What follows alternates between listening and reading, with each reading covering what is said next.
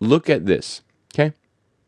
Do you see how the colors are creating the interest of depth?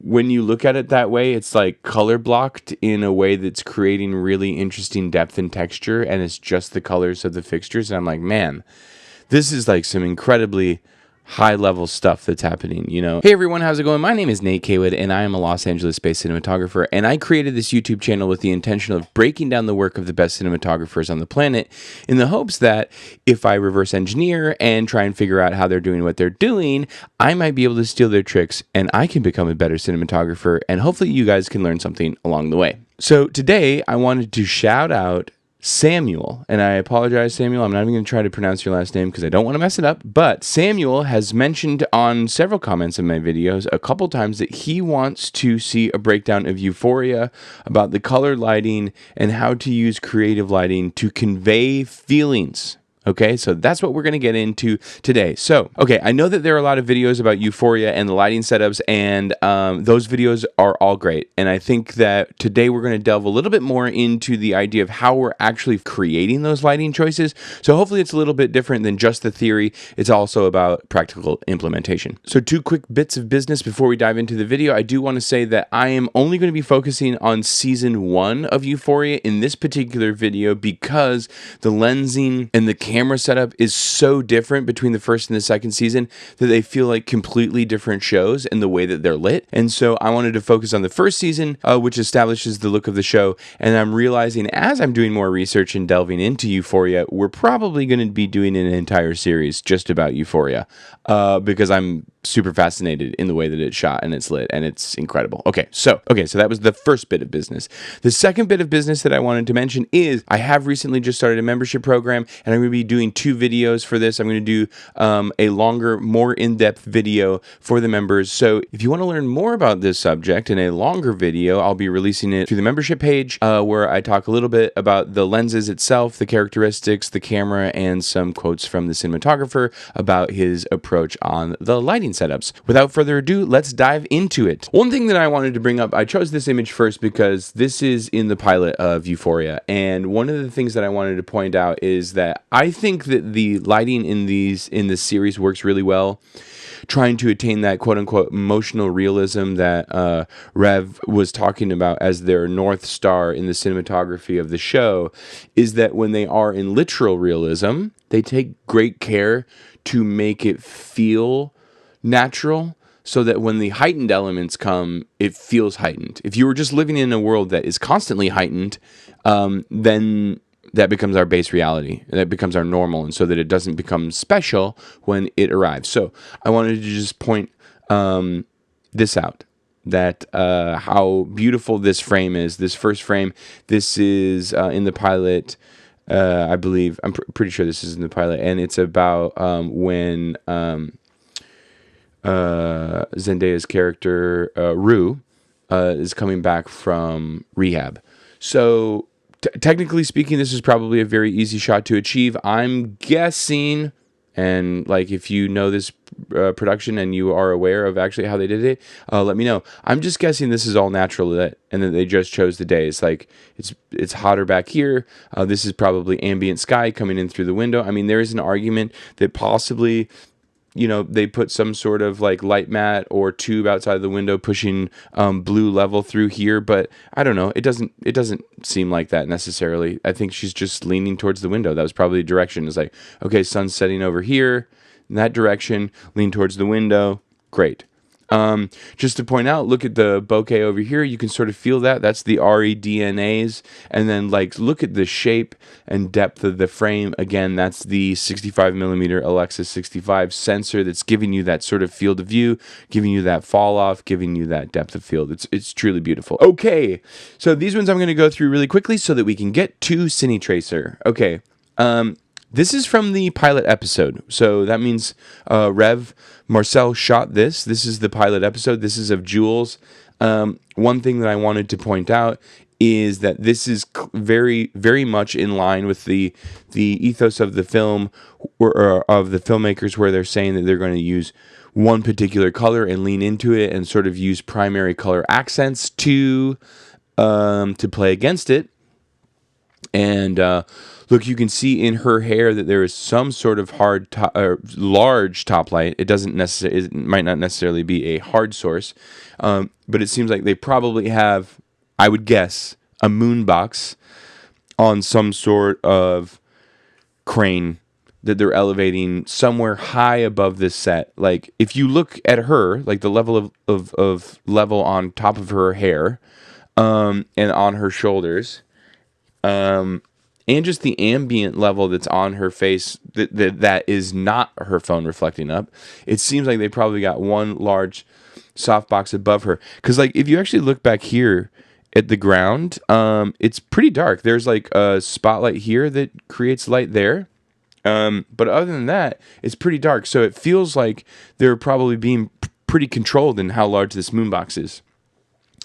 Obviously, these lights over here create a justification for some sort of level coming this way to edge her hair there, and that's sort of playing off of the primary colors of red, so blue and red create this sort of purple hue. I think it heightens the fact that she's probably not where she's supposed to be, right? Like she's going to do something that we as an audience perceive to be dangerous, and that she is in a world that she's normally not in. Like these heightened, saturated colors project her into hope, something that she's an experience that she's hoping to have, but also the danger and the heightened reality of where she's about to head to.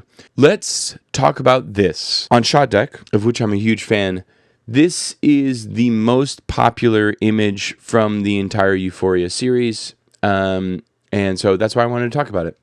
Again, this is a heightened reality. You can see that there's some sort of backlight here that's creating ambient level in the background just outside of her window. So that's straight up yellow, like sodium vapor yellow. So that gives us, once again, another layer of color contrast to create the illusion of depth. We got two straight up orange fixtures over here. We got a green fixture here. And above her head, I'm guessing, again, there's some sort of light mat or lantern. There's some sort of soft source above her head, because you can see this under her nose. That's not a mustache. I didn't draw a mustache. That is a shadow. And as far as I know, I've heard it called this before. And tell me if you guys heard it called something else before. Like, I'm more than happy to admit that this might not be the universal term for this. But I've heard this called butterfly lighting, because the shadow under the nose creates a butterfly. I've heard it called that before. I feel like it's really common in like Marlene Dietrich. If you look at her, I feel like they butterfly lit her a lot, and other heroines from like the 40s and the late 30s, 40s, and through early 50s. I feel like noir, it was pretty common to have your femme fatale lit this way. Let me know if that's total BS or not. But that's how I feel. That's what it feels like. Okay, stick around, because I'm going to get into how they created this in cinematographer in just a couple minutes. Okay, great. Guys, I think this is another really great image that explores how you can use color contrast to create the illusion of depth in what is a relatively simple lighting setup. So you can see back here is just a tungsten fixture. It plays orange. Who knows if it's an LED bulb or if it's a practical bulb that they've dimmed down, but you can see that brings attention to us, and it creates an immense amount of depth in the frame just by having the color contrast. Like if that were off, you would just totally fall off. You wouldn't even notice it in the frame.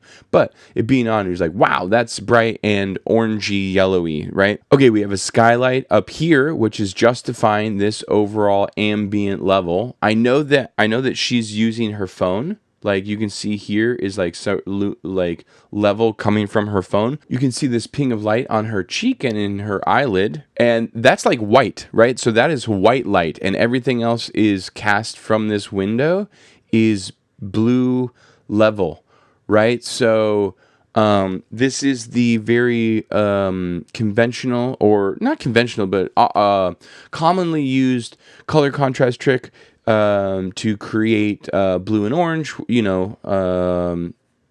teal and orange. These are the sort of like color contrasts, to mix colored lights to create the illusion and energy of depth. And that is a technique that's used very commonly throughout this series. Stick around, because I'm also going to show how I think that they created this image in cinematographer in a few moments. We are officially in cinetracer. So take a look and you can see what I've done here, which is that I've just created a very a flat set of Rue's bedroom in cinetracer, and this is again what I'm replicating here is the most popular image from Shot Deck on in the Euphoria category. So let's take a quick look about how this works. Like I said, for the butterfly lighting, I created a large soft overhead. This is, you know, like a sky panel of some sort. They may have used a lantern. I'm not exactly sure. But the fixtures that I created were a large softbox. Okay. Then I created the practicals of a green practical, which we have over here. And I created two orange practicals, one right here and one right here.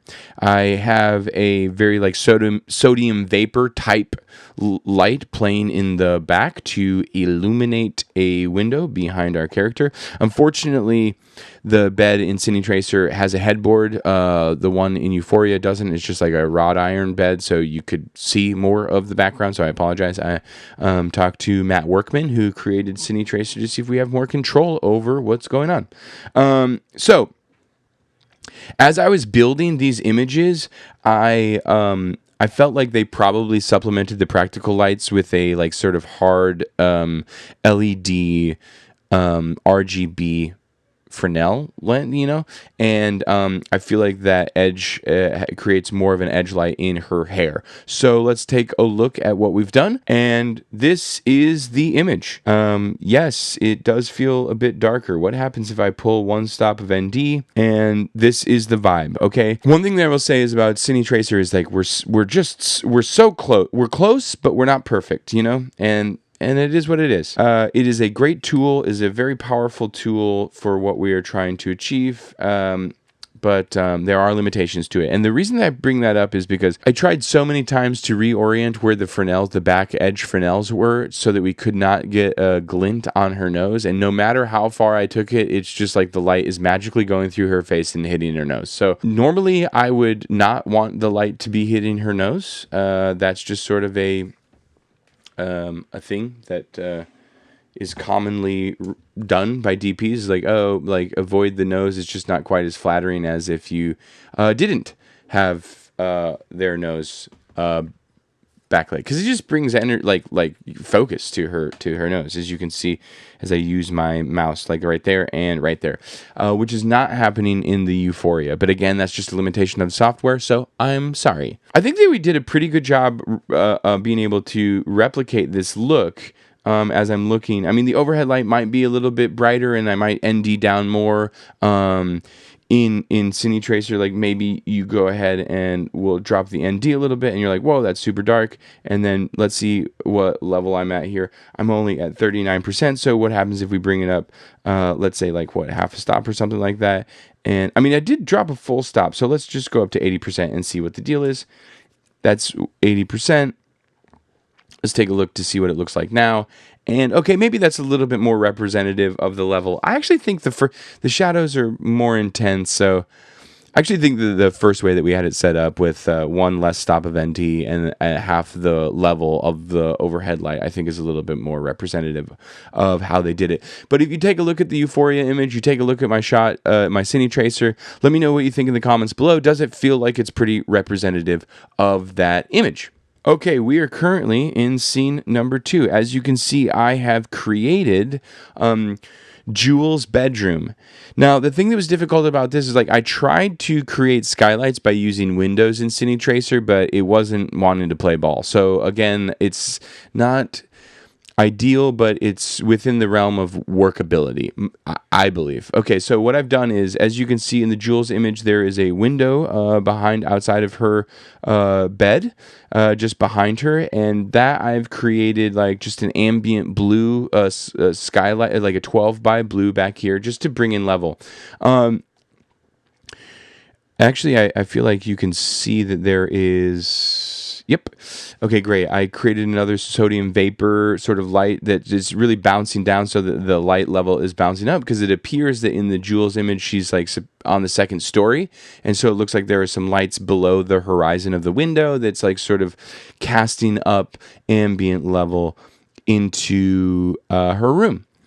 So I have that going.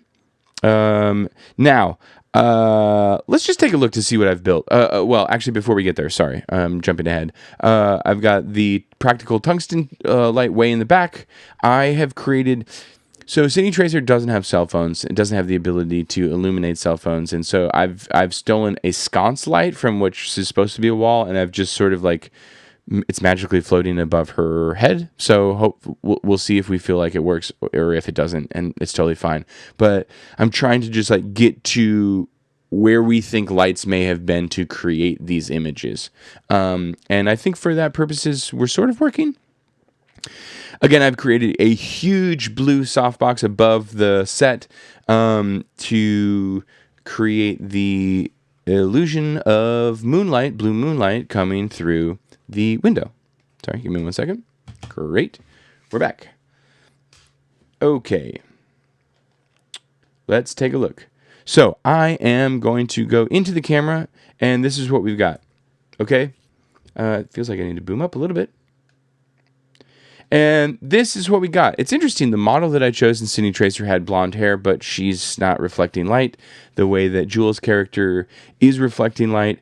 Let me know what you think. Like my first sort of critique of what I've created in cinetracer is that the overhead blue lights might need to desaturate a little bit or maybe push a little bit more towards aqua to make this work correctly. I do think that...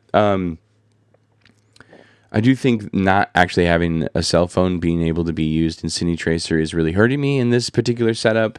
But I think for the most part, we're pretty representative of what's happening here, which is like it's not ideal by any means, but I think we can sort of conceptualize and understand that this might be where the workings of this lighting setup is at, which is soft overhead light being justified coming through the skylight that you can catch in the corner of the Jules frame. She's using a cell phone as a light that is like color balanced to white, and there is depth and texture by having the tungsten fixture in the background. And we're having more depth and texture by creating light and reflectivity in her window through the curtains. That is all the time that we have for today, guys. Let me know in the comments below if you agree or disagree with any of the things that I'm saying, and how do you feel the emotional realism actually works in this? Do the lighting setups and sequences make you feel the way that these characters are supposed to feel, and how exactly do they do that? I think it's such a cool and like one of the reasons why I love cinematography is the opportunity to be able to create a cinematic linguistics which communicates what we want the audience to feel. Do you feel like Euphoria achieved that by using the idea of emotional realism as their North Star? Did they do that? Let me know. I think that they did. I'm excited to actually do more Euphoria. So, Samuel, if I didn't touch on everything that you were hoping for, please stay tuned. I'm definitely going to be doing some more Euphoria stuff. I can't wait to get into season 2, and there's plenty more to talk about in season 1. I actually feel like there are like full sequences that we need to break down and talk about the lighting for because it is very complicated and very wild. And I love this as a subject. It's so adventurous. Okay. Guys, thank you for sticking around. Thank you for listening. Let me know if there's any other lighting breakdowns that you're really interested in learning. Again, there is a membership program. If you haven't joined it, feel free to join. If you join it at the gaffer level, you'll be able to get the long form video that I've just released as well. And it looks like I'm approaching probably 45 minutes for that video breakdown. Yes. Okay. This has been lovely. Thank you so much, guys. We'll speak soon. Cheers.